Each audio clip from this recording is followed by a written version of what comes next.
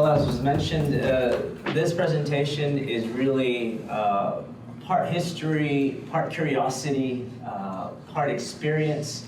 As you heard, I spent a year in Romania with my family, and while there, I had known about the context of the Roma and so forth, but seeing the Roma community, seeing how the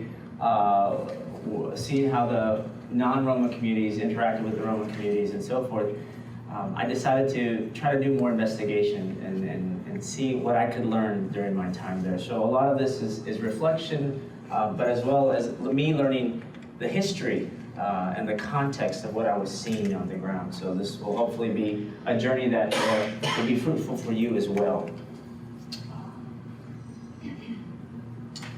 So the struggle continues. Very recent September, Roma mothers in Czech Republic fight for better schools. There's segregation in Czech schools, and once again, right here at the outset of our academic year, we see this headline pulled from European news about the plight of the Roma, the struggle, especially involving children, and it's something that was that it impacted me. This woman here, Olga Polakova, I quote, "I just want my children to go to a good school, but when you are a Roma woman in the Czech Republic, that's not so easy." When she went to a Roma-only school, she found herself confronted with a teacher who did not correct her Czech. For example, she says, "She never explained to me that the Czech language has 7 cases, so I continued to make mistakes. The school did not encourage me to use my brain or to think critically." So in this article, I noticed children are affected, but she reflects on her own childhood as being affected. And we can go backwards in this time period and this trend. A 2015 Amnesty International report confirmed that Roma children in the Czech Republic are often sent to Roma-only schools in classes with lower academic standards than the rest of the country, ostensibly separate but equal, question mark. Those who attend the ethnically diverse schools are often subject to bullying and harassment. So even when they are able to step out of the Roma-only school system, there are extremely high struggles. A 2014 European Commission report in 2014, the European Commission initiated infringement proceedings against the Czech Republic for systematic discrimination against Roma children in schools. So right here and right now, there's a struggle.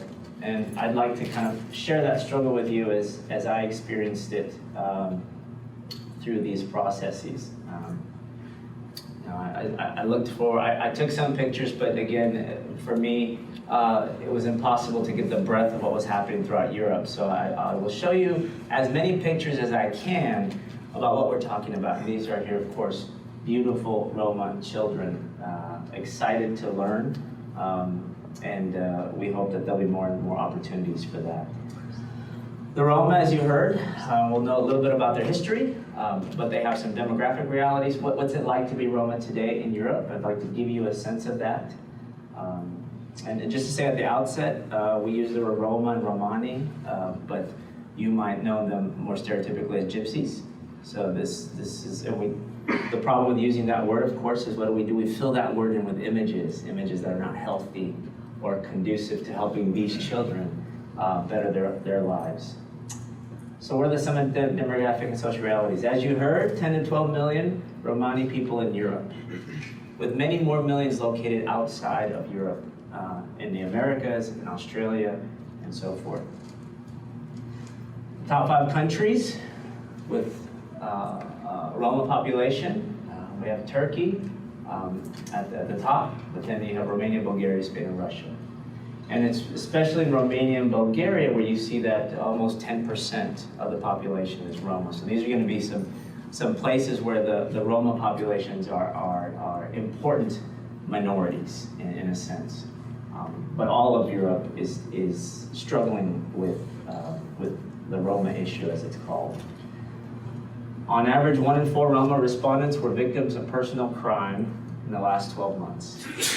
So to be Roma is to have a high probability of being victimized, according to research. 1 in 5 Roma respondents were victims of racially motivated personal crime. So the Roma have precarious environments that they live in, which make it higher likelihood that they'll be victimized. But then there's racially motivated. They're victimized because of who they are. And this is a sad reality. And between 65 and 100% of Roma do not report these experiences to the police. Why would that be? Just from what you know already. They may be victimized again. Sadly, I'll show you some problems with police brutality. But the Roma have learned that there's no point. And I'll be saying things, and what I do hope is that these things trigger images in your head of societies today in America that have the same struggles and the same problems. Communities in America that may have much in common with the Roma in Europe. So here's some comparison numbers. The average age of the Roma is 25, whereas for the EU 27 countries it's 40. So this is a younger population, both in terms of average age and the proportion that are under 15, more than double. The Roma are younger in that age group. They also are less elderly, so this is for a variety of reasons, health problems especially. The Roma don't live as long as the non-Roma population of Europe. And you see that in both the elderly rate and the longevity rate and the old age rate. So I show you to say this is a young population because to be Roma is to have your health eroded over time much more quickly than if you were a non-Roma in Europe. And so it is harder to be older. 43.6%, no formal education. So here's going to be one of those big problem areas when generation after generation, almost half have no formal education. And we know education, we assume education is the gateway to a better life. And I know a lot of my students are here. I think they assume that. We carry that assumption strongly in America. We invest in it. But here we have the struggle for the Roma. 33% only have a primary education. Some health concerns, 45% are overweight or obese, and 44% smoke daily. And these are higher rates than for the non-Roma population. And so I just wanted to give you some picture of the modern challenges, personal but also social, for this population as we delve into the history. And I love history as a rule, but especially the history of the Roma, because it's been, for some people even today, and even among the Roma themselves, they don't know their history. And there's a long set of factors as to why that is, a lot of it prejudice-based. But the history's there. The history is readily available, and it was a fascinating history. So let's walk you through kind of the historical origins. The Roma are descendants of a people group from northwest India and what is now northwest India and Pakistan. And that's important because they are an ethnic group. When they leave this area, they are one group of people. When did they leave? There's a pre-1000 AD tradition, historical tradition of thinking that the Roma left as early as the 7th century, as late as the 9th century. I'm indebted to the work of Professor Ian Hancock at UT because he is Roma, he's a linguist, and he's done a lot of work in this area to kind of look at the data and put forth hypotheses that have helped clarify the history, especially of the Roma, using linguistics. The newer data suggests that the Roma begin to come out of this area after Mahmud of Ghazni,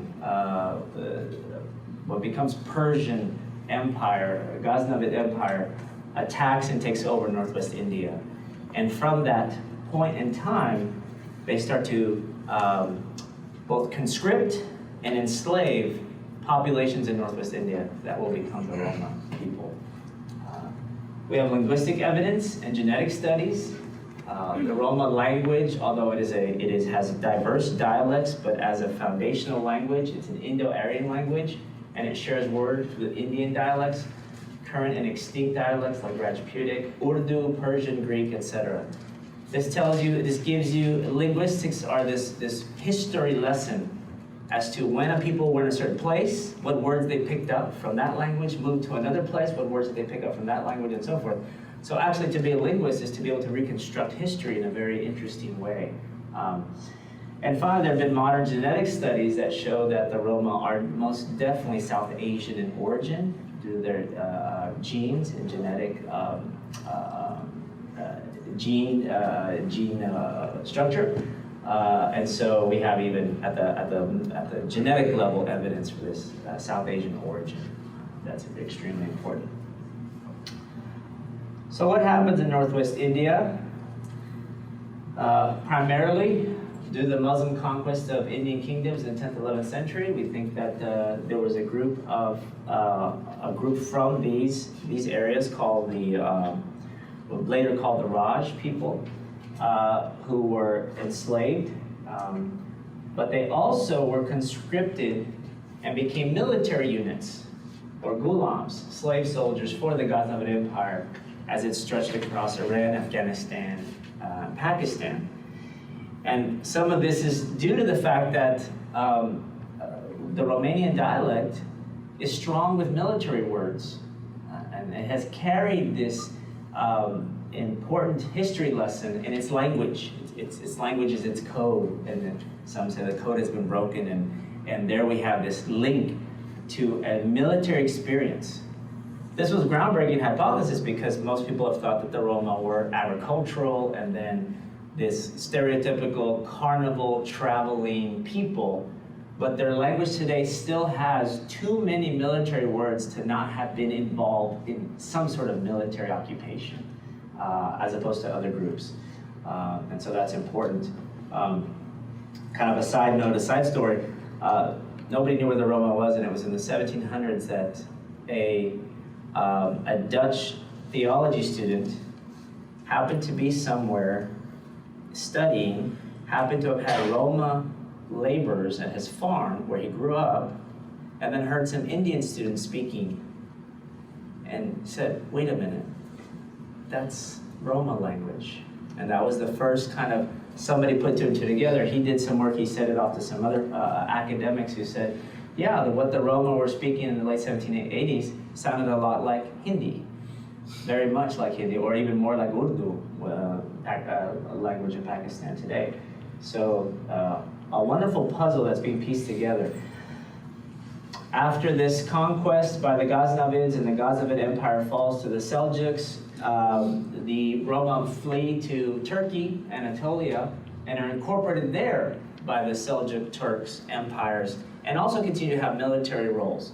So often in these empire campaigns, you'd have soldiers of your own ethnic group, but then you'd have soldiers of another ethnic group who fought for you, kind of as soldier slaves.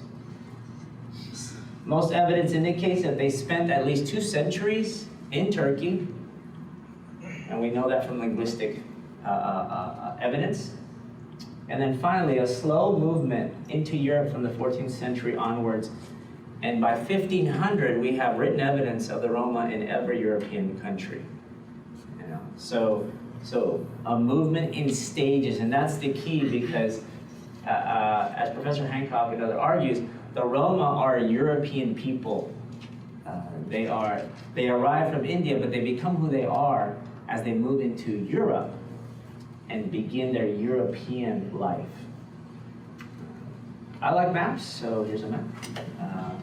We have here, this details some of the migration patterns, and here we have the migration into Turkey, and then from here you see the widespread migration into the rest of Europe through the 15th and 16th centuries.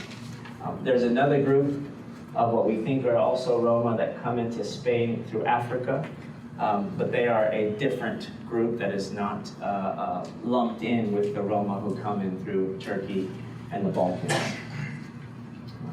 So like I said, by 1500, we already have evidence. This is one of the earliest historical notes about the Roma.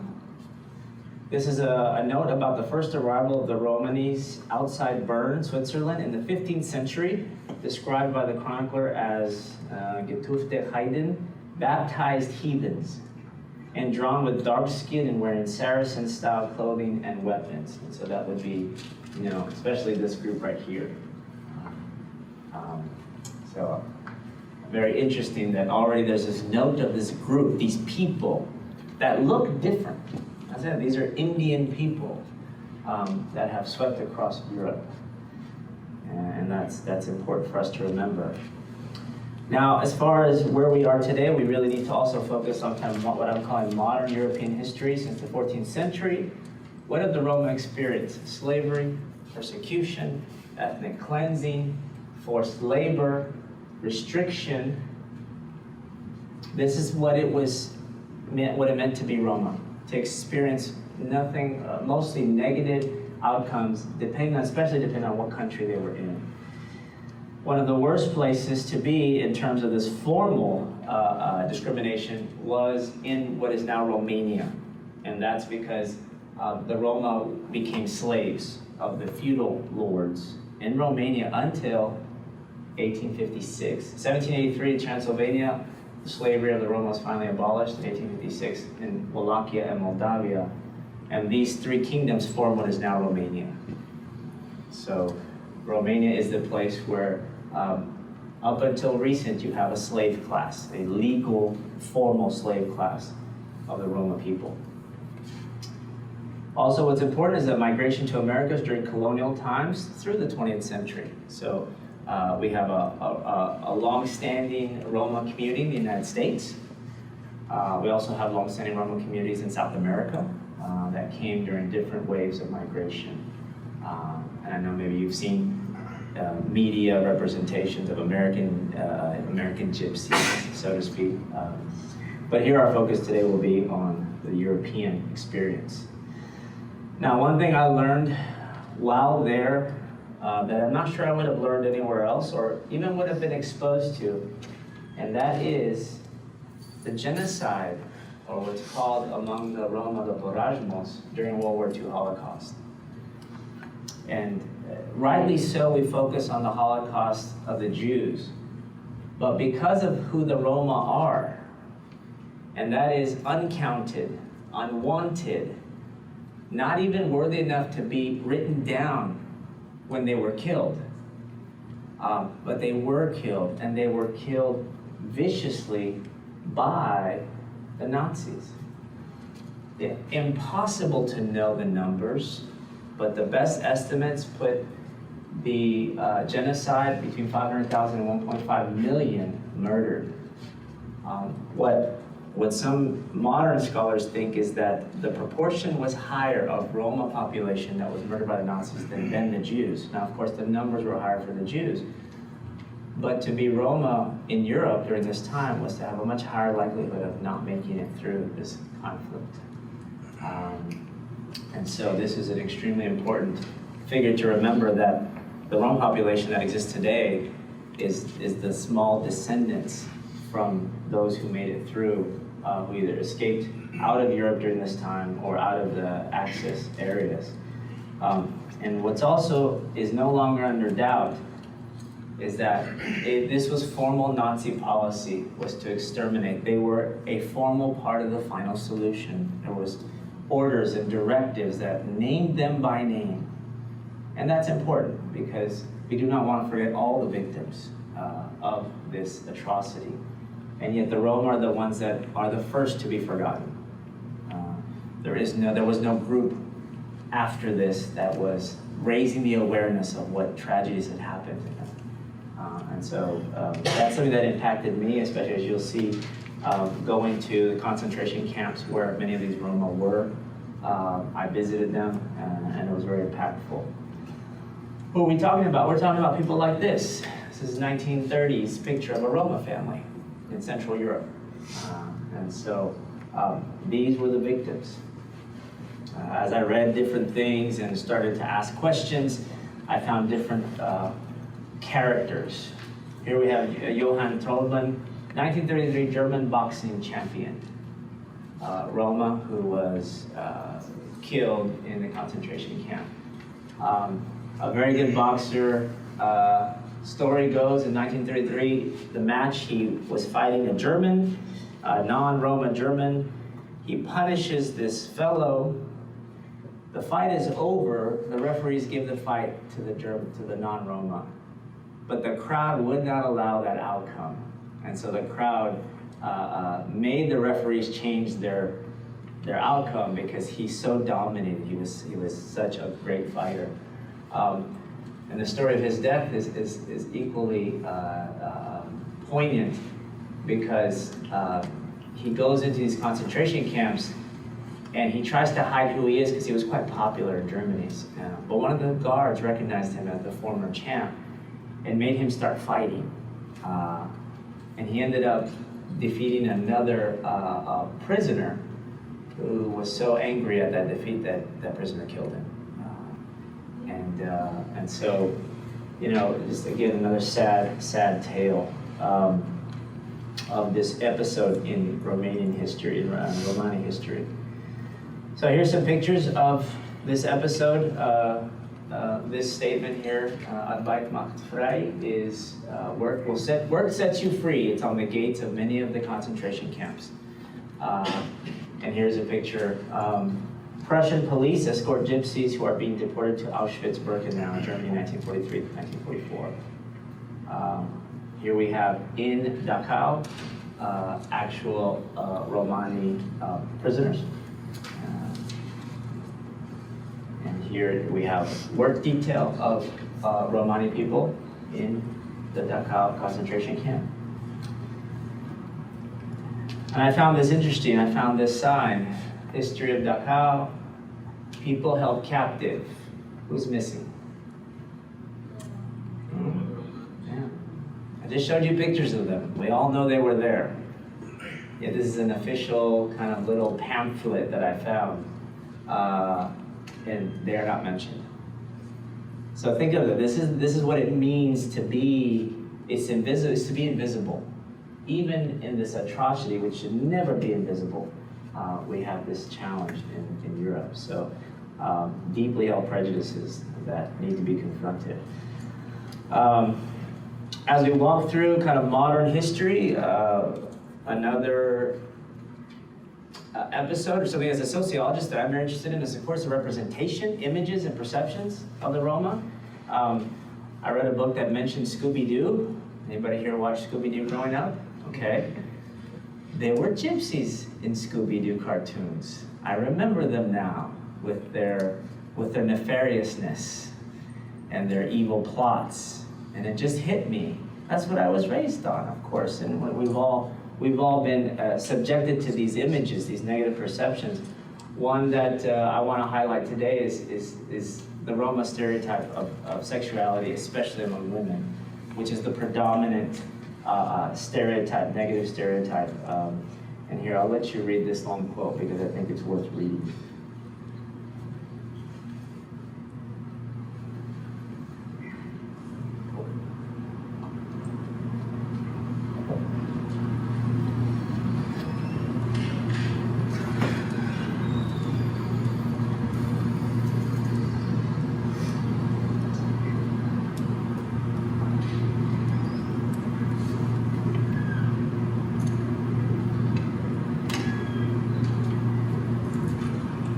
It's impossible to be gratified. You can't get your hand on this image. This is an English writer, George Bureau, of his fictional book, The Zinkali, but drawing deeply on his own knowledge of the Roma people. And this is a theme that gets hammered over and over again. The Roma have never been able to speak for themselves. It's always someone else who speaks for them, and almost always speaks incorrectly. And this is the problem that keeps reifying, keeps repeating these problems.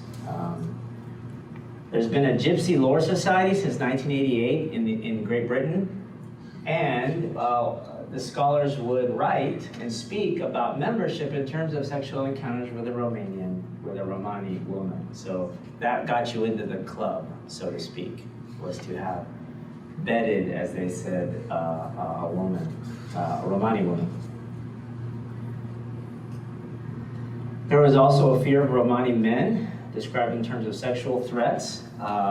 During the time of Romani slavery in what is now Romania, there was a class of men who were castrated, because they were drivers of the women, the aristocratic women. So by castrating them, they didn't worry about their sexual advances.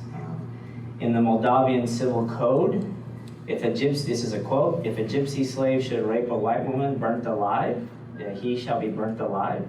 But if a Romanian meet a gypsy girl in the road and yield to love, he shall not be punished at all. So that seems pretty fair to me. Because it's love, you see, it's love, yielding to love. One of the episodes that often happens, somebody has remarked that, especially in Romania, but in other places, the Romani can look not Indian. They can look very light-skinned, even blonde, so to speak, and that's because of this process. Slave owners offered Romani women to guests and themselves as a kind of tradition. That's what they did. And so you do have what they would have called miscegenation, a mixing of these peoples. And again, that's not much different than what we know happened here in the United States with our African slave history. But there it was much more rampant. Is it over? No, it's still not over. We still have this stereotypical defective vision or idea. Here's a New Yorker article, 2006, that when explaining what assertive women are, they're female scholars, priestesses, gypsies, mystics, nature lovers, as if gypsy was an occupation. You see that? Gypsy is not an occupation, it's an ethnicity, it's an identity, it's who you are, it's who you're born. But here, we have this real subtle yet very deep stereotypical problem vision here. Never mind using the word gypsies, which all gypsy regard as something belittling them.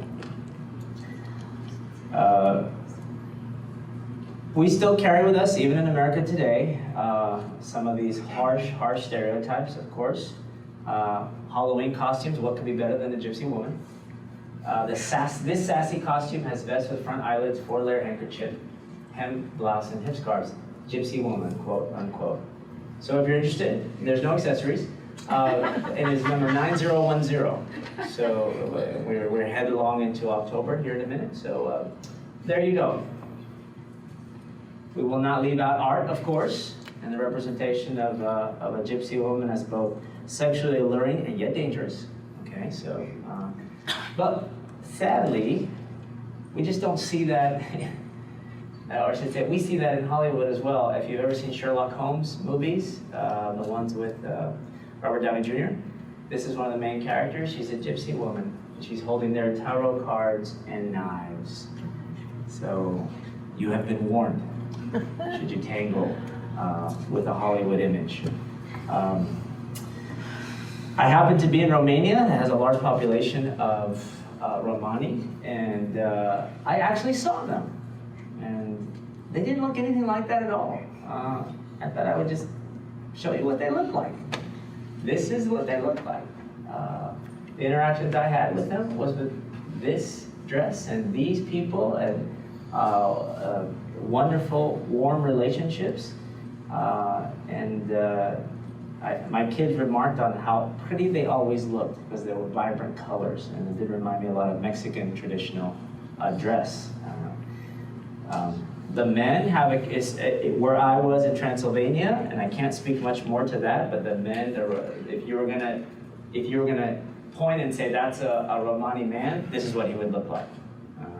If they were still dressed in a kind of traditional Romani identity dress, it's black hats, always with a mustache, nice suits. I thought they looked fantastic. It's like it was a good. That's why I wear a black suit right now. But I can't grow the mustache. And people, mothers and sons, and trying to make a better life for themselves in a very difficult situation. To me, they were very, very, very human. In no way, shape, or form did I understand, or could I understand, how so many I spoke to viewed them differently. And I'll share some of those interactions with you. So here, as we are in the modern era, now one of the most important ways to look at the plight of the Romani is to think about human rights, is to think about how, especially the EU, who uphold human rights so highly, how do they view the Roma through a human rights lens? And it really begins with this statement: no human being is illegal. No human being is illegal, because throughout history there have been times when just being you was illegal. And we can never let that happen. Never let that happen. And this to me is the core of what it means to believe in human rights. So the EU has made a concerted effort here. It's adopted what it calls a framework for national Roma integration strategies. Education, employment, healthcare, and housing. These are the fundamental areas in society where the Roma struggle the most with discrimination, prejudice. And these are the ones that the EU has decided to help with financial support as well as policy support for all the EU countries to move forward in this integration strategy. A first step in the implementation of the EU framework. This was the first paragraph of this summary of this report, and I thought it was a great summary. So if you would be so kind, I'm going to read this. In recent years, the situation of Roma has increasingly become the center of political attention for Europe. Roma, Europe's largest minority of about 10 to 12 million people, are very often the victims of racism, discrimination, and social exclusion, and live in deep poverty, lacking access to health care and decent housing. Many Roma women and children are victims of violence, exploitation, and trafficking in human beings, including within their own communities. Many Roma children are on the streets instead of going to school. Lagging education levels and discrimination in labor markets have led to high unemployment and inactivity rates for low quality, low skill, and low paid jobs for Roma. This causes a loss of potential, which renders the endeavor to secure growth even more difficult. Better integration of Roma is therefore both a moral and an economic imperative, which moreover will require a change of mindsets of the majority of the people as well as the members of the Roma communities. 2012, this paragraph needs to be written and a statement needs to be declared that, quote, we're gonna need to change some mindsets. And to be fair, yes, the Roma have mindsets also after hundreds and hundreds of years of this kind of treatment that puts them at a disadvantage in relating to the majority non-Roma populations. So hopefully you can understand that. But there is work to be done. Is everything hunky-dory? You know, I'm a half glass full kind of person. But while I was there doing some research, these are the major crises that have happened just in the last decade. Housing is a real challenge. Forced evictions. If you're an EU citizen, and we're talking here about the Romani who are all EU citizens, you have a right to travel freely, you have a right to migrate, and you have a right to settle. You also have a right to access to housing, and that is where the problem arises. There is no good access to housing, or there will not allow Romani who come in as immigrants to get access to housing, so they settle where they can. And then they have forced evictions, which the European Convention of Human Rights and the European High Court ruled was a violation. All these forced evictions that are happening, not just in France, Slovakia, Italy, those are just the biggest ones that made the news, but they happen daily throughout the EU. These are violations. These are human rights violations. These are legal violations of the EU community, and yet they continue. Of course, you saw in our first slide, education. The problem is, of course, there is no objective placement of children. There is subjective placement of children in Roma-only schools, or in the lowest level of schooling, et cetera, or just old-fashioned segregation. The biggest cases have been the Czech Republic and Hungary, where the EU has said you need to stop doing that. You're going to jeopardize everything that we're all working towards here. So those are the ones that stick in my mind. Of course, there are a lot of employment challenges because of all these ramifications of the lack of education and housing and so forth. I was in a research seminar and there was an Italian professor who came, and she's working with migrants in the tomato fields of North Italy. And there's two classes of migrants there, North Africans and Roma. And she came to Romania to ask a question. She was struggling on how to incorporate and get the Romani people to work towards their rights, because the tomato farmers were stealing their wages and committing all sorts of legal violations. And yet the Romani people were the hardest to collectively organize because of their deep mistrust of whatever non-Romani populations were trying to do for them. And she came to Romania to ask a bunch of non-Romani, what should we do? And I found that kind of ironic. And that's, again, that's the story. There was no Romani people in this room. It was all non-Romani Romanian professors. And they spoke eloquently about what to do, and I thought that was ironic. Because many of them may not feel very positive about the Romani. The media gets involved too. Stop the flood of gypsies. This is in the UK, 2012. Stamp on the camps. So fearmongering is big. We don't want to have too many, if none at all, gypsies in our neighborhoods, so to speak. Because in 2010 there was a huge eviction event in France by then President Sarkozy. There was a big dust up because a high EU official mentioned the Holocaust. We haven't seen discrimination like this since the Holocaust. She got into a lot of hot water for that comment, but it did bring the point that what kind of discrimination have the Romani experienced? Is this like that? Is it not like that? But this cartoonist decided to take off on that comment and give us pictures. Of course, against what the president was doing, evicting all these Roma communities. It was a reminder for many, or even not a reminder, but a new piece of information about what had happened during the Holocaust. Many Europeans do not know or will not believe that the Roma were formally targeted by the Nazis. And that's an error on their part. But it holds with the deep conviction that they have about who the Roma really are. So this is what it means to be Roma. Travelers is another term, especially in the UK and Ireland, for the Roma populations that are living there.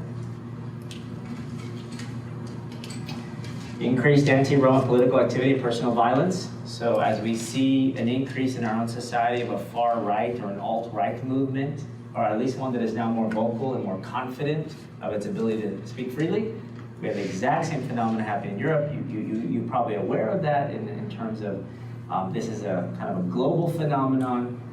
But here, the far right will fixate on the Roma as an easy scapegoat, an easy target. The Czech National Party, no longer, thankfully, in existence, but in the run-up to the 2008 elections, national elections in the Czech Republic, produced a document called The Final Solution to the Gypsy Issue in the Czech lands. And they said, no, we just want them out of the Czech Republic. But when you use the word final solution, what are you evoking here? It angered a lot of people that they wouldn't even be honest about their rampant discriminatory attitudes. In Hungary, 2013, a neo-Nazi group killed 6 Roma just for being Roma. That's all it took. So this is on the rise. Bulgaria, again, multiple demolition episodes in 2014, 2015. Slovakia has a history of police brutality, going into Roma communities and excessive force. Romania has forced evictions. Police, one of the bigger problems in Romania is the excessive use of force among police in Roma communities. And 10% of the Romanian population is Roma. So there's this very difficult tension there which I'll touch on a little bit here. In Greece, there was a famous case of a beating of a mother in front of her children because she was Roma. So hate crimes in and of itself, violence has risen. Of course, you have France forced evictions and migration restrictions. France has decided to try to limit, totally against EU law. You cannot do that. The most you can do is kick people out of your country after a certain amount of time if they haven't met certain thresholds, but you cannot prevent them from coming in. And yet France was extremely interested and tried to limit that. Italy, again, forced evictions. Illegal census. It was found out the Italian government was having an illegal data, was collecting illegal data on just the Romani populations. And so that's illegal too. Can't do that. So hopefully this has given you kind of a sense of the high wall of challenges. And again, I will now reflect on the fact that because I was there, I happened to have, or was able to have some both Romani Interactions and Romanian Interactions on this topic. And I decided to kind of ask a lot of questions of as many different people as I could to see how deep the challenges go. So just as a point of reference, I spent the year in a little city called Oradea, which is actually serendipitous because I was 10 minutes from the Hungary border. And Hungary has its very strong Roma population and Roma historical challenges. And so there we were. And this whole area, northwest area, this is Transylvania. No, there were no vampires that I knew of. And I had a bank account at the Bank of Transylvania, and I thought that was funny because I always wondered, do they take deposits in blood? That made me chuckle. Thank you. Comedy is allowed. My students know this. This is where we lived. You didn't think you were gonna get away without showing you some pictures of my family, I hope. But I show this because this was what some would call an upper middle class neighborhood. And the house right opposite of this picture was a Romani family. A very dear Romani family that we got to know as well as we could, not speaking Romanian, and they didn't speak English. But we did get to have wonderful interactions with them. And this is, of course, the better part of me, my family. Just wanted you to say hi to them. They should always be in every picture, right? This is where we were. This is downtown Oradea. So it's a wonderful, beautiful spring day. There's wedding pictures being taken there. And I'll finish here. This is my family. Not excited about the picture, but there's a city in the background that was a very, very beautiful place. The Romani family that lived across from us, they were from Poland, and they had moved to Romania, to Oradea. And so we got to have lots of interactions with them as best we could. My sons played with their sons Xbox. That's the international language video games for young men. And they had a wonderful time.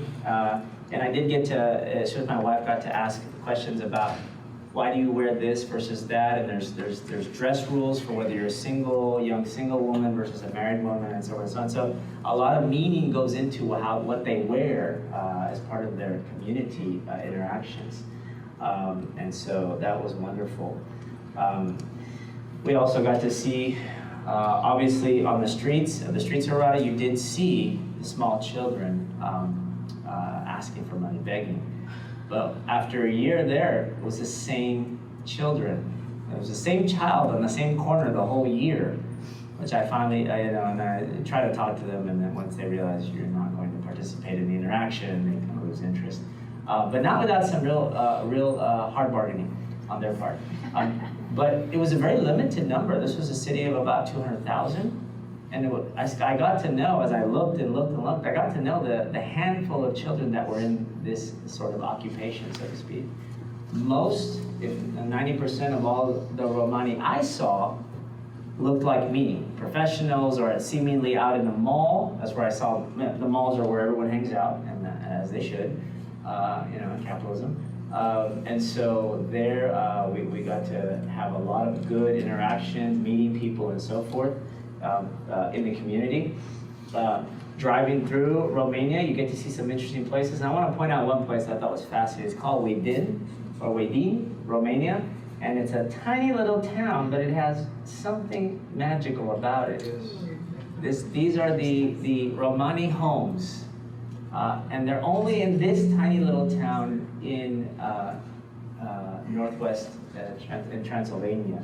I couldn't find anywhere else, but this like community have decided to build these homes with these ornate roofs, and there is definitely one upmanship happening because there are lots of these homes. And I couldn't get a lot of information because I couldn't talk to too many. The Romani people were going to open up to me, especially as a foreigner and as an American. So it was harder to get exactly why certain phenomena, like none of them were finished. None of these houses were finished. And my Romanian colleagues assume that that's because they don't pay taxes on them if they never finish the house. I said, well, you know, that's frugal to be sure. But I was skeptical. I said, do you know that for a fact? Well, no, we assumed that. But some interesting properties to say the least. And I would drive through this town at least once a week as I drove to a major city to go teach. I always enjoyed, and they're everywhere in this little town, in all different stages of construction, from beginning to much more. And aren't they empty?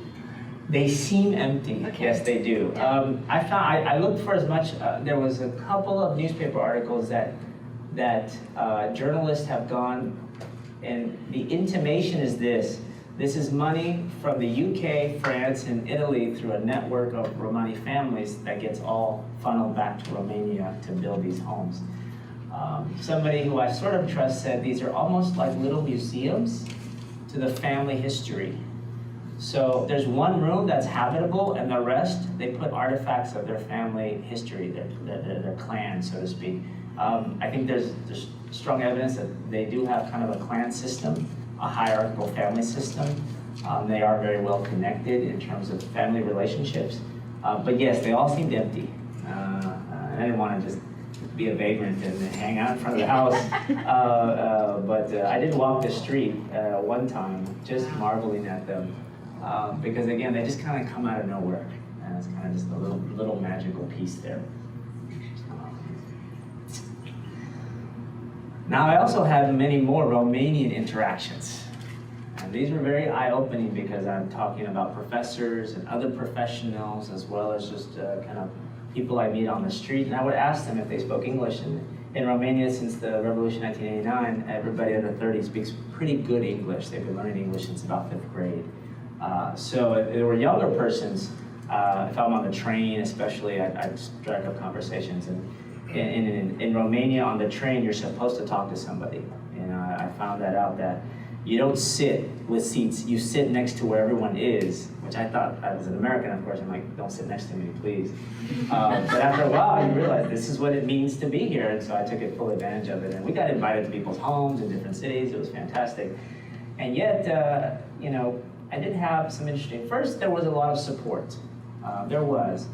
I was especially tied into church leaders in the evangelical church, and I was curious. I said, what are you doing? How do you deal with this? And the overwhelming theme I got was, we would love to do more. And when we do make a connection, when we do show the Romani populations that we want to be supportive, we want to do whatever we can to help, tended to be that when they finally make that connection, the local government finds out about it and does something to sever it. And in one case, a sad case, a little church had built another little church for the Romani. They requested it, they built it, they used the resources. And then the mayor of the town moved all the Romani out 5 kilometers outside of town. Just said, you have to leave now, and gave them land outside of town. And that severed the whole relationship they had. So that happened like 2 years ago. So these are these challenges. When I did find support, it was of the type that understood that nothing's going to change unless we change our mindsets. Deeply held convictions about the negative stereotypes of the Romani. But more often than not, when I asked, I got nothing but critiques of the Romani themselves. Critiques of who they were, who they are, who they always will be, and even among professionals, even among people who have a background, been educated and so forth. There was a huge problem of perceptions of looking at this group of people and seeing things that weren't there, possibly. But the overwhelming complaint that I heard was that Romanians, since their incorporation to the EU, they've moved all over the EU in search of work. They're very strongly migrated. There's a big diaspora of Romanians, but there's also a big diaspora of Romani. And if you've noticed, sometimes I say Romanian when I mean Romani.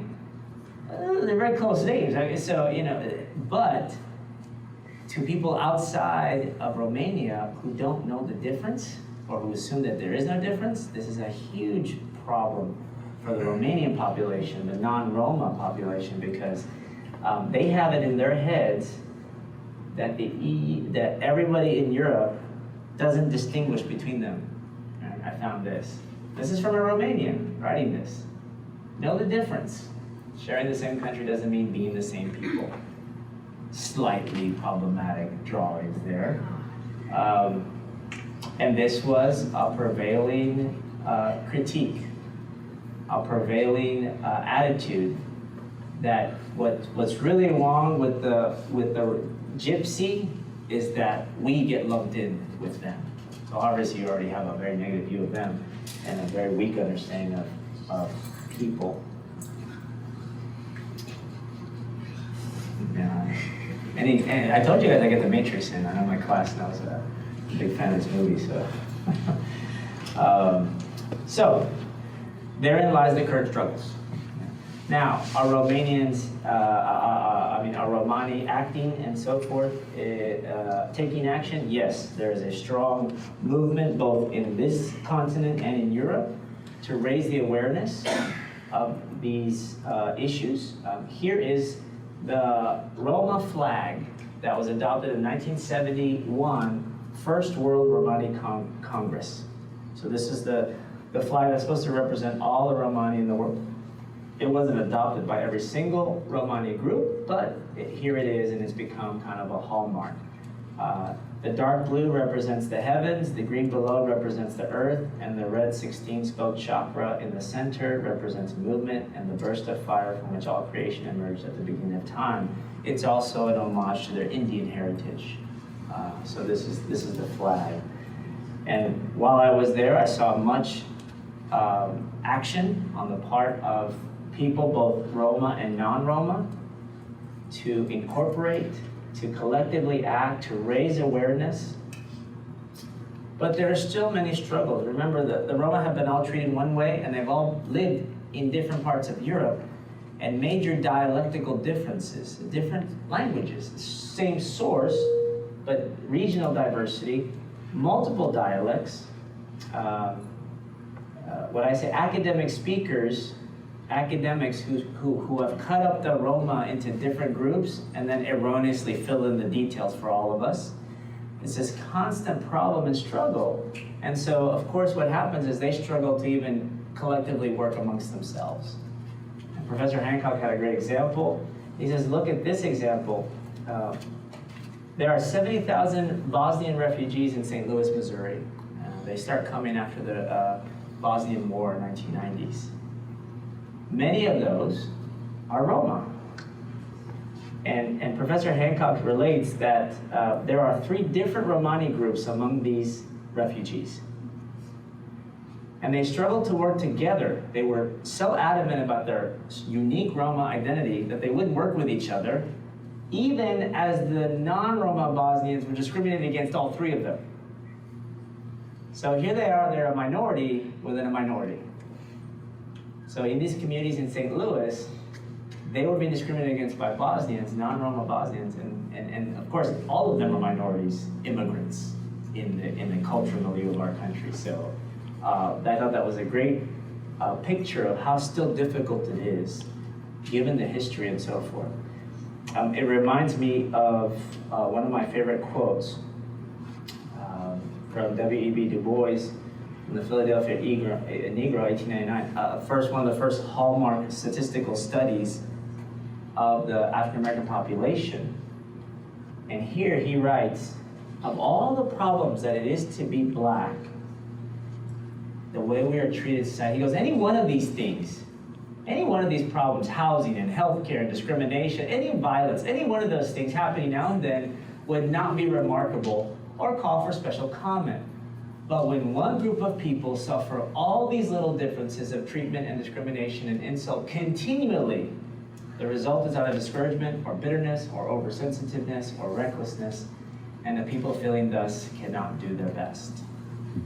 Now, he's not speaking of the Roma, but Professor Hancock thinks he is. There's a strong similarity between the experience of African Americans in the United States and the Roma in Europe. So once again, I draw your attention. This is who we're talking about. The next generation of beautiful human beings that are not allowed to be beautiful in this context. And I think the EU would like to change. I think the EU has the impetus, but the people of Europe are going to have to take a big step in changing their mindset. Tu ce crezi despre țigani? What do you think of the Roma? This is a Romanian government poster of their incorporation strategy. Asking the question, look, what do you think? What are we going to do? Successful or not, I'll leave that up to you. But thank you for your time. I do appreciate it. I'll leave you with one more story. The first time I ever heard of the Roma, I don't remember what year it was, Madonna did a concert in Bucharest, the capital of Romania. And I remember the story because she got up there, she sang her songs, and in the middle of her concert, she decided to talk to the Romanians about their discrimination of the Roma people. She was booed off the stage. She did not continue the concert. Madonna. Now, those of you who are young don't understand the power of Madonna. That's okay. But in her prime, for her to be booed off the stage, it would not let her continue. She dared open her mouth in the capital to lecture them about their treatment of the Romani. They blew her off the stage. And that told me, wow, this is pretty serious. You know, poor Madonna doesn't get to finish the concert. Thank you very much. I hope this has been somewhat educational and engaging. I'd love to hear some comments, thoughts, questions, discussions among each other. Anything I can help with. Yes? So, whenever you were showing the pictures of the costumes, whenever you were showing, so whenever the pictures of the costumes came up, those tiny little stiletto heels didn't come with it? No. I don't know. When I purchase it, I'll let you know. Okay. Thank you. Yes, but it begs the question, why not complete the outfit? Other questions, thoughts? So, where did you teach? You did not teach in Romania? No, I taught in a city called Cluj. So I was associated with the largest university in Romania, University. But we decided, we actually had people we knew in Oradea, and so it was good to have somebody who could help us with the day-to-day struggles of being foreigners. So we lived in Oradea, and I took the train. What are the religious affiliations of the Roma, and does it vary across Europe? It does vary across Europe. I think you will see in Romania, 90% of everyone is Orthodox. So that will be in that context. There's a large Christian population if you're going to have a religious affiliation. There's a debate as to whether the Roma have their own, quote, religion, and this is one of those Roma versus non-Roma academic debates. I think that there's evidence that they definitely have a spiritual worldview, and they definitely have what we would call, still carry with them very strong Indian religious thoughts and stories and things like that. But they'll tend to take on, when they do have a religious affiliation, they'll take on kind of the area. So in Spain, they tend to be Roman Catholic and so forth and so on. Well, just in Macedonia, Bulgaria, Yeah. and Greece, they tend to be more Muslim. Okay. I Not see. heavily, and not Yeah. strictly Muslim, but And so a lot of the Bosnian refugees will be Muslim Romani. And so, yeah, I'm sorry, you're right, you're absolutely right. Did you visit some of the historical sites and see how they were relate to the Romani? Probably the place that I visited or saw that the most was in the concentration camps, where that was kind of most evident. I didn't get to go, but there's a city not too far from where I was, where both Jews and Roma kind of have kind of a historical center there, because that's where a lot of the Nazi persecution happened in Romania, and also the Romanian government persecution. And I didn't mention that the Romanian government itself under communism had much to say about the Roma as well. But no, in terms of, again, there aren't that many places. You're going to read about them in the concentration camps. You're not going to read about them, and especially in this country of Romania, not very much. There's not a public profile of that. So, question? Sam, something strikes me that given the small numbers and massive extermination of population, there's the sociological argument that Weber might make that culture will lose over time and rational thought will win. Yet we still find all these elements of culture persisting and resisting.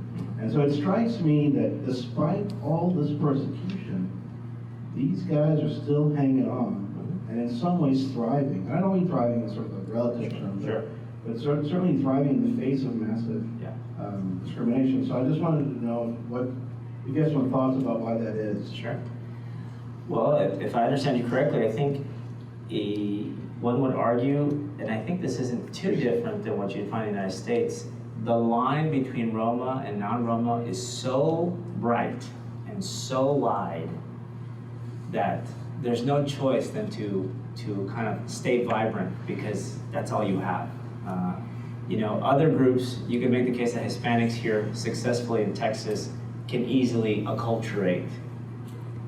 You're a Roma, you've been Roma, isolated from any mainstream society for 500 years. So in a sense, the question is, what alternative do you have? For any group that's been persecuted, as long as they have, culture becomes doubly important. Identity becomes triply important, because it's the only sense of yourself that's available to you. It's the only sense of any sort of semblance of life that's available to you, right? It's like, as we say, you are always Roma. You're not a man, you're not a woman, you're not a doctor, you're not a lawyer, you are always Roma first, and most everything else is irrelevant. So I think that has strengthened that identity, and it is very vibrant. It is very vibrant, and it is separate, and remains so. So, the language of the Romani has borrowed from those around, but no words have been borrowed by it doesn't go the other way. It only goes one way. So maybe that's my off the cuff. Do you know when they first started being called like the Roma? That's a good question, because the term Gypsy is under the mistaken assumption that they're from Egypt. I don't know when the label Roma as a formal definition for this group. Actually, I don't know that. That's something I should know or would like to know. I don't know that it began exactly there, but around that, like we said, there were Philippines, etc. It started to be used more. Yeah. I've spent a lot of time involved in this. Okay. And certainly in the 60s and 70s, Yeah. when I was there, Yeah. they generally were called Tsigan. Yeah, that's right. That's the Romanian term. Yeah. And I was born in Southern. Yeah. But even that, some gypsies would prefer to be called gypsies. Others would prefer to be called Roma. Yeah. And, well, Yeah, it begs the question because, you know, in Spain, for example, a long history of the Roma, but they're gitanos or gitanas, and I don't think that has the same, nearly the same depth of pejorative affect as the term gypsy does in English or in other languages. But that's a good point. Question? My question is along the same lines. Is it understood very well, like where the name itself, the meaning behind it? Because I know in Italian, Romani just means Romans. And so in my mind, I attributed it to Romans' occupation of that area. Right. No, I think, if I'm not mistaken, I think it has to do, the Romani in Italian actually means something like wanderer or traveler. So it's not Roman, is not the root, I think, but it could be another language I'm thinking about. Tsigan means, it means wanderer, traveler, something like that. Could I just? Yeah. I could be incorrect, but Sure. my recollection is that in fact the word Rom describing their person comes from Northwest India. Yeah. It was one of That's the right, problem. Yeah. The matches. So the other thing, I Go ahead. was couldn't think of it before. For instance, in southern Macedonia, there are some groups that call themselves Egitan. Yes. Right. You know, and they don't want to be called. And they're not gypsy. They're not. You know. Yeah. They still think and trace themselves down. Yeah. That is a reminder. So the root word is actually Rom, which is an Indian Hindi source word. But there are three groups: the Dom, the Lam, and the Ram. And some of them, they all at different stages come out of this area, but the other two are not considered what we're talking about today, Roma. But they'll have shared characteristics, and you know, they'll have Greek background and so forth and so on. But I don't know what Rom means, and that's what I'd like to find out. So, good question. Fantastic. Thoughts? Do we see anything in the United States that might kind of be analogous or give us information on how to process what's happening here in the States? Yeah. I would say with the Native Americans. Okay, Native Americans, to be sure. Yeah, you can make a great case for that. Some would argue, Professor Hancock argues, that the African American experience here is extremely parallel in many ways, and that's what that should bring interest to our thinking about it. Yes, I would ask, did you see or experience like any discrimination like between the Roma and the non-Roma? Did I see it with my own eyes? Other than attitudes, no. I actually don't think I saw anything that I would call kind of discrimination in action. People talked badly about them all the time, but I didn't see. I wasn't in the. I mean, especially all the Romani I saw, you wouldn't discriminate against them because they all they looked middle class and so forth and so on. They probably have pushed all the, or they've all migrated out, or they've been pushed out of the urban center. The only interactions I had with them ended up being of that more traditional, aside from our neighbors and some others, more traditional, aggressive kind of panhandling. My favorite was a young man. I was on the train. It was like 5 in the morning, and he's like, I need money to go to work, and he's speaking Romanian, and I said, you know, I literally don't have any money. And then he didn't get heated, but he was actually aggressive, and I thought that was really cool. You know, because I'm Mexican, so you know, you don't know what you're dealing with here. We're used to this in Mexico, so this is so. I thought it was fantastic. I sat down on my seat. There's this huge picture window, this big picture window on the train. He stood on the other side and watched me for 30 minutes as I waited for the train to leave, watching me, just his gaze focused on me, thinking that I might be able to break. And I thought that was fantastic, you know, and I waved at him, and, you know, he couldn't hear me, and I couldn't hear him, but he was fixated. He was like, I don't know, trying to scare me, but definitely intimidate me. And I thought that was really cool. So, you know, but I never felt it. I'd say my kids wandered the city. My two teenage kids and my 10-year-old wandered the city, never worried about their safety, not once. We were told in Bucharest by the State Department, some of us can't remember the last murder there was.